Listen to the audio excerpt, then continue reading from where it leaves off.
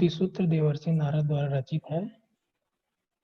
देवर्षि नारद क्या भक्ति मार्ग के सर्वोत्कृष्ट आचार्य माने जाते हैं, मतलब श्रेष्ठ आचार्य माने जाते हैं।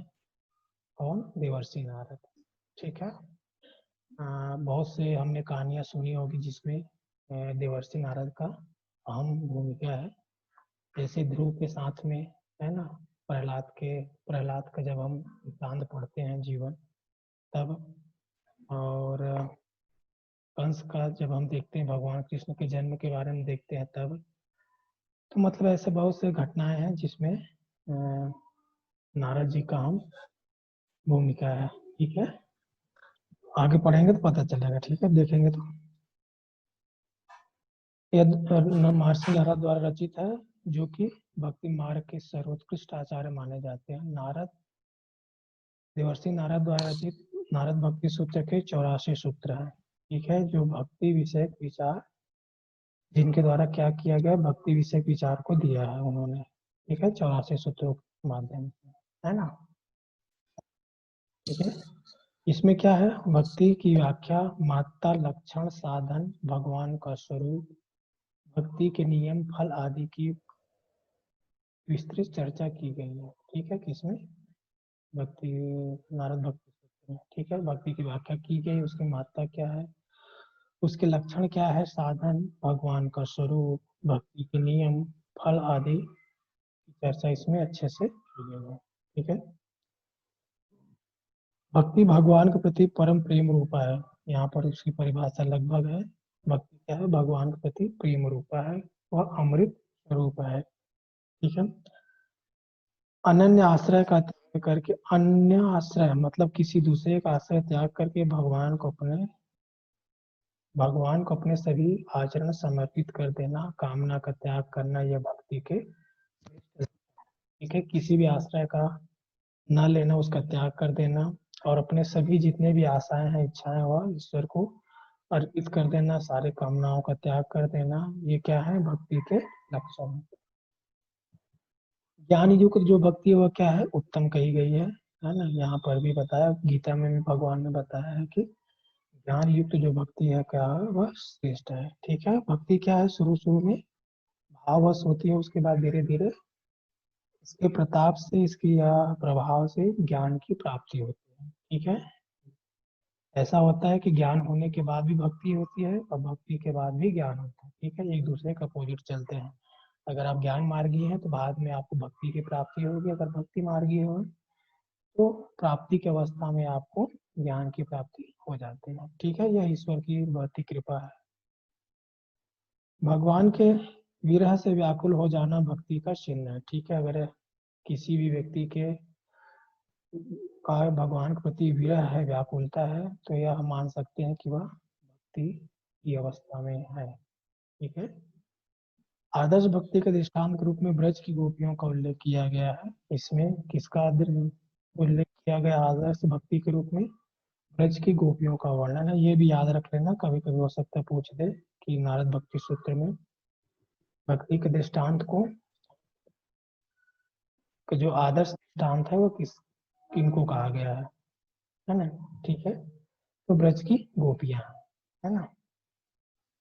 उसके बाद नीचे आते हैं, 84 सूत्रों का यह ग्रंथ भक्ति के दार्शनिक सिद्धांतों का प्रतिपादन करने वाला प्रमाणिक ग्रंथ है। ठीक है, यह क्या है? इसमें भक्ति के सिवा या कहीं भक्ति के अलावा किसी दूसरे की चर्चा नहीं की गई है, तो इसलिए हम कह सकते हैं कि यह जो 84 सूत्र है यह भक्ति के दार्शनिक सिद्धांतों को बताता है अच्छे से। ठीक है, इसमें कोई दूसरा या इसमें किसी दूसरे के बारे में चर्चा नहीं की गई है, केवल भक्ति के बारे में चर्चा की गई है और उसके दार्शनिक सिद्धांतों के बारे में।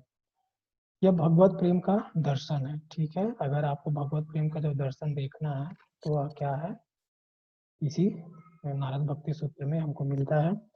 नारद सभी भक्तों के बीच मित्र, दार्शनिक और पथ प्रदर्शक के रूप में कार्य करते हैं। ठीक है, नारद क्या है? सभी के प्रति मित्रता व्यवहार रहता है, उनका दार्शनिक व्यवहार रहता है और पथ प्रदर्शक का कार्य करते हैं, मतलब एक गुरु का भी कार्य नारद जी करते हैं। ठीक है, और वो सबको अपना मित्र मानते हैं, किसी के प्रति उनका राग द्वेष नहीं रहता, सबका कल्याण चाहते हैं, सबका हित चाहते हैं। यदि कोई उन्हें आमंत्रित न करे तो भी वे भक्ति को प्रशस्त करने के लिए स्वयं उपस्थित होकर अपने प्रभु के भक्तों की सहायता करते हैं। हमने सीरियल में देखा होगा, अगर कोई उनको बुलाता भी नहीं तो भी वो अनायास ही वहां पहुंच जाते हैं, देखने को मिलता है। और भक्ति मार्ग को बताते हैं किसी भी रूप में, ठीक है, ताकि जो सामने वाला है उस पर चलकर अपना कल्याण कर सके। एक उदाहरण के लिए यहाँ पर है, उन्होंने ध्रुव की रक्षा की।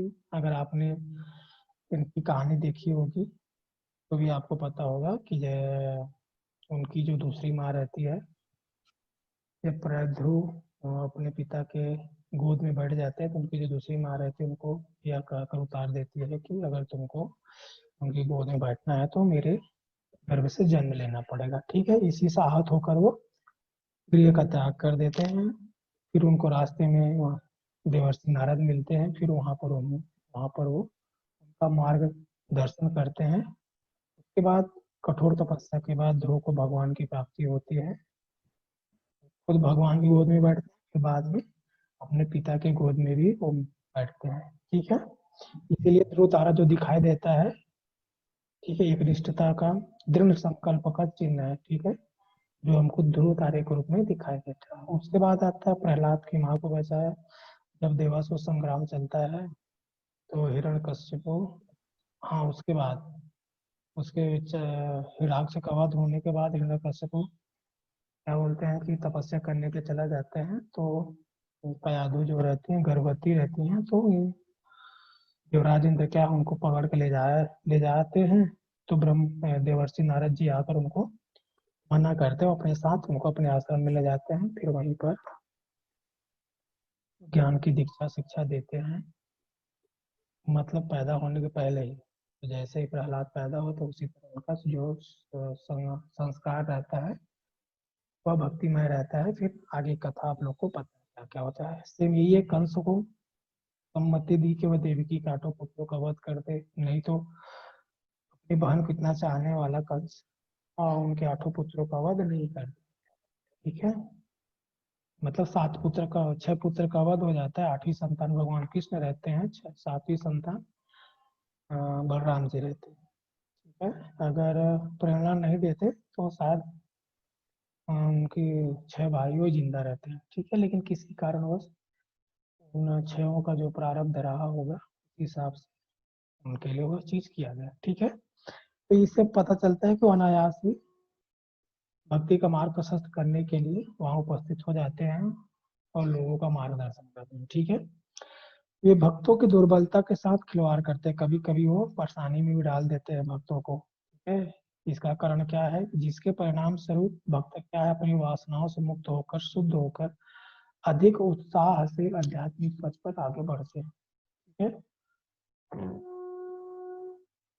भक्तों की दुर्बलताओं से खिलवाड़ करने का उनका यही उद्देश्य रहता है कि भक्त क्या है अपनी वासनाओं का कामनाओं का त्याग करे और अधिक उत्साह के साथ इस भक्ति पथ पर अग्रसर हो, ठीक है। तो ये छोटा सा परिचय है उनका और उनके ग्रंथ के बारे में और नारद जी के बारे में, उनके स्वभाव के बारे में थोड़ा सा हमने जानकारी प्राप्त की। उसके बाद आता है भक्ति के लिए 2 महत्वपूर्ण ग्रंथ हैं, नारद भक्ति सूत्र और सांडिल्य सूत्र, ठीक है।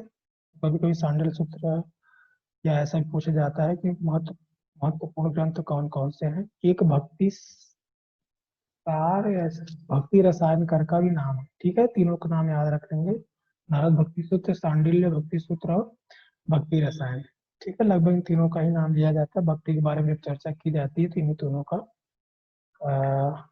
उदाहरण लिया जाता है, ठीक है। यहाँ पर एक बड़ा अच्छा चीज मिला देखने को हमको, नारद का अर्थ क्या होता है, ठीक है। नारद शब्द का कभी कभी हो सकता है पूछ दे सामने वाला।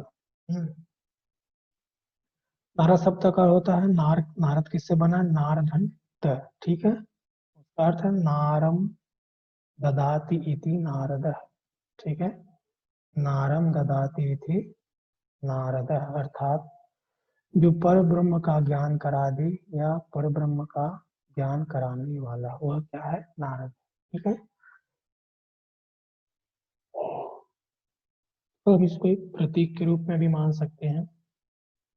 दृष्टांत के रूप में मान सकते हैं कि वे सभी महानुभाव जो इस भूमिका में रहते हैं, नारद की भूमिका जो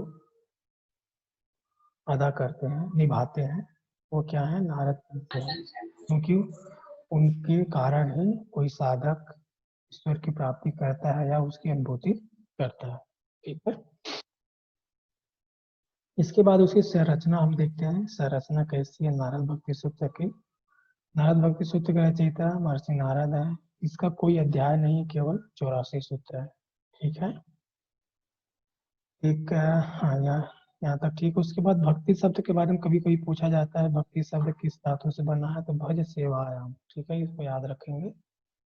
भज से सेवायाम धातु से बना है, जिसमें कित्न प्रत्यय, ठीक है, कित्न प्रत्यय लगाकर उत्पन्न हुआ है, जिसका अर्थ होता है सेवा, पूजा, उपासना, संगति करना। तो ये भी याद रख लेंगे आप लोग, सेवा, पूजा, उपासना या संगति करना। ठीक है। भज सेवायाम धातु है, कित्न प्रत्यय लगाकर बनता है, जिसका अर्थ होता है सेवा, पूजा, उपासना, संगति करना आदि। ठीक है। अब हम नारद भक्ति सूत्र में भक्ति की क्या क्या परिभाषा दी गई है उसके बारे में देखते हैं। 6-7 परिभाषा है, तीन चार परिभाषाएं हैं। पहला है सा तस्मिन् परम प्रेम रूपा। वह भक्ति क्या है, ईश्वर के प्रति परम प्रेम रूपा है, परम प्रेम के स्वरूप जैसी है। ठीक है। ईश्वर के प्रति भक्ति क्या है, परम प्रेम रूप जैसी है। दूसरा आता है महर्षि पराशर पूजा पूजादिस्वनुराग इति पराशरय। ठीक है। पराशरय मतलब महर्षि पराशर के पुत्र वेद व्यास। ठीक है, ये याद रखेंगे। उनके अनुसार क्या है, भगवान की पूजा में अनुराग का नाम क्या है, ठीक है। भगवान की पूजा में अनुराग होना क्या है, भक्ति है। और तीसरा है कथा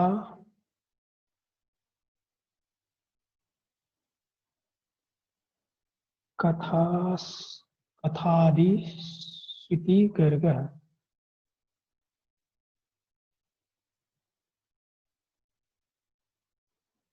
जिसका अर्थ है गर्गाचार्य के अनुसार भगवान की कथा में अनुराग होना क्या है,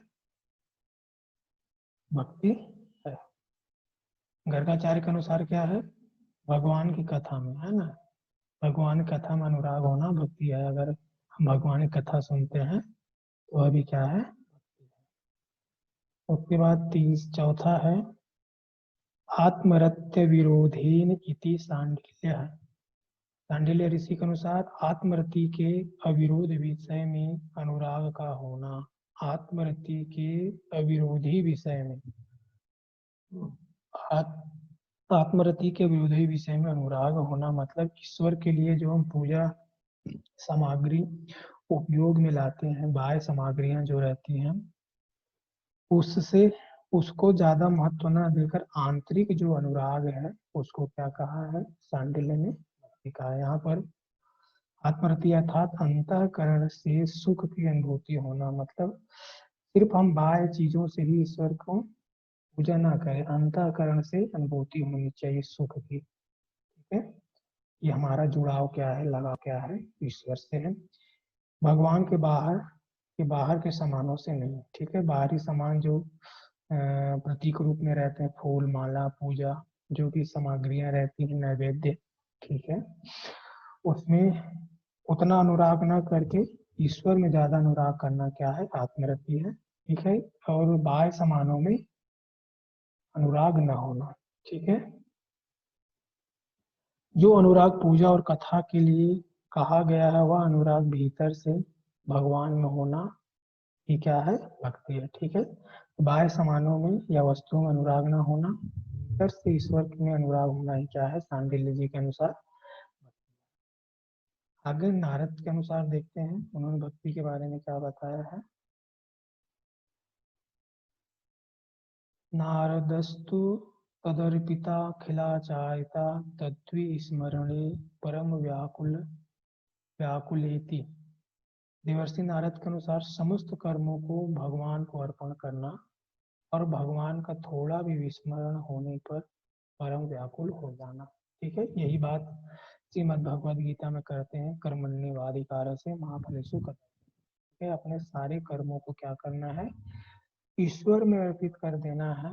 उसके बाद अर्पित करने के बाद ईश्वर का थोड़ा सा भी विस्मरण मतलब भूलने की अवस्था में व्याकुलता का अनुभव होना। ठीक है, व्याकुल हो जाना, मन व्याकुल हो जाना। ठीक है, ईश्वर का थोड़ा सा भी विस्मरण होने पर व्याकुल हो जाना क्या कहलाता है। ठीक है, इसके साथ उन्होंने ये भी कहा है कि अपने समस्त कर्मों को ईश्वर को अर्पित कर देना चाहिए। ठीक है, यह नारद जी के अनुसार हो गया। तो कुल 1 2 3 4 5 भक्ति की परिभाषा नारद भक्ति सूत्र में हमको मिल जाती है। ठीक है, इतना याद रख लेंगे किसने क्या कहा, हिंदी में याद रख लेंगे तो भी चलेगा। ठीक है, पर ये भी कभी पूछे जाता है, सबसे एकदम छोटा सा जो है, ईश्वर के प्रति प्रेम होना भक्ति है। उसके बाद भगवान की पूजा में अनुराग होना भक्ति है। कथा में अनुराग होना भक्ति है। व्यास जी के अनुसार पूजा में अनुराग होना, गर्ग जी के अनुसार भगवान की कथा में अनुराग होना, सांडिल्य जी के अनुसार बाह्य जो पदार्थ है उससे हटकर ईश्वर के प्रति अनुराग होना भक्ति है। नारद जी के अनुसार अपने समस्त कर्मों को ईश्वर में समर्पित कर देना और ईश्वर का थोड़ा सा भी विस्मरण होने पर व्याकुल हो जाना क्या है, भक्ति। ठीक है, और इसके बाद है ये भक्ति के साधन या साधक तत्व। ठीक है, तो इस भक्ति सूत्र में नारद जी ने कुछ साधन बताए हैं जो भक्ति में सहायक होते हैं। ज्ञान, ठीक है, ज्ञान का मतलब ईश्वर के प्रति ज्ञान होना चाहिए कि उससे हमारा शाश्वत नित्य संबंध है, हम उसके शाश्वत अंश है। ठीक है, ये सब ज्ञान ईश्वर के प्रति जो है वो हमें होना चाहिए। ठीक है, उसके बाद है विषय का त्याग। जितने भी सांसारिक विषय हैं, इंद्रिय विषय हैं, उसमें त्याग, उसका त्याग। ठीक है, मन से त्याग। ठीक है, आसक्ति जिसको बोलते हैं अनासक्ति, है ना।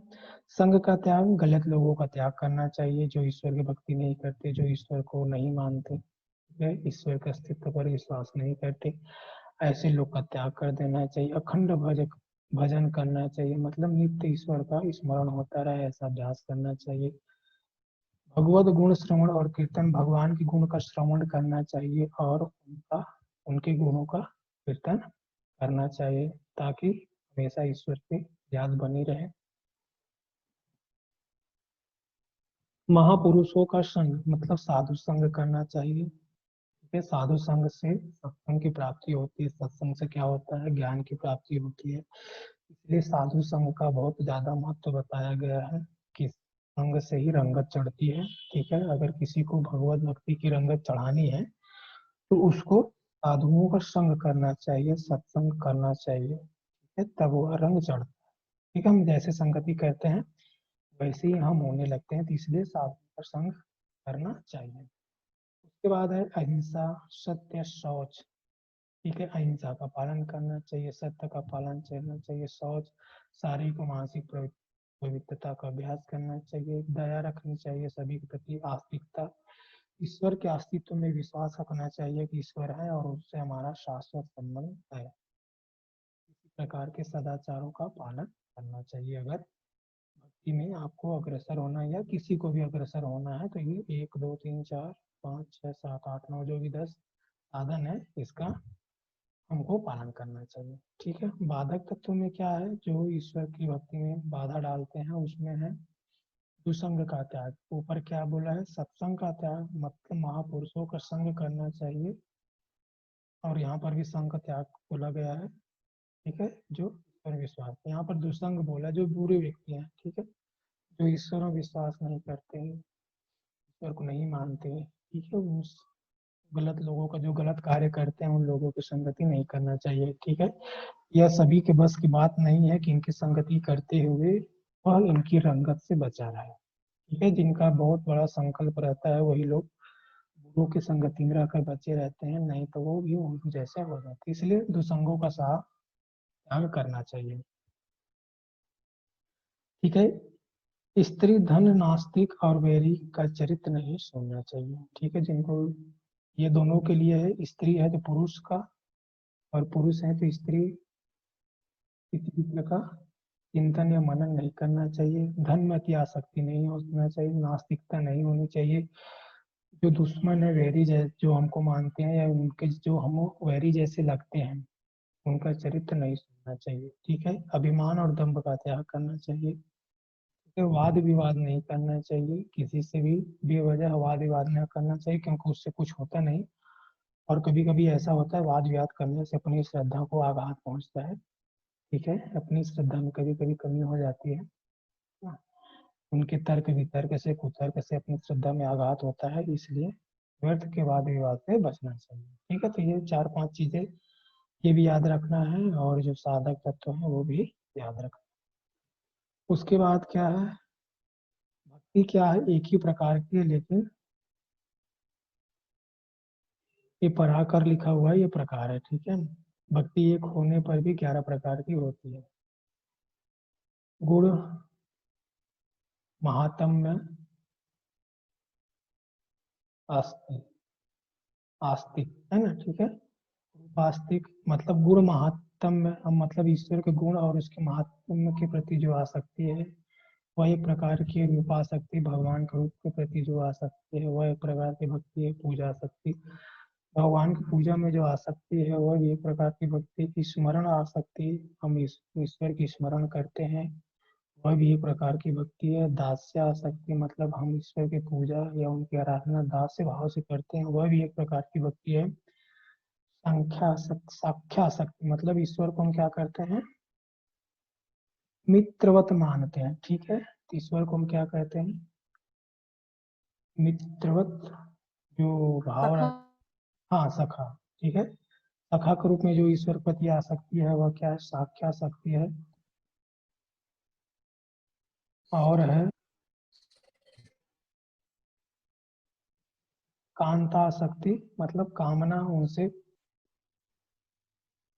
के प्रति जो आसक्ति है वह कांता शक्ति। वात्सल्य मतलब हम ईश्वर को अपने इसी संबंध के रूप में, पुत्र के रूप में। ठीक है, आत्मनिवेदन के रूप में जो भक्ति है एक प्रकार के तन्मयता, ईश्वर में तन्मय होना एक प्रकार की भक्ति है। परम विरह, ईश्वर के प्रति जो परम विरह के भाव है वह भी एक प्रकार की भक्ति है। तो लास्ट में क्या है, ये परम विरह वाली जो भक्ति है वही श्रेष्ठ मानी गई है। ठीक है, यह परम विरह है जो ब्रज की गोपियां थी उनको यह था। ठीक है, ये है नारद भक्ति सूत्र का परिचय।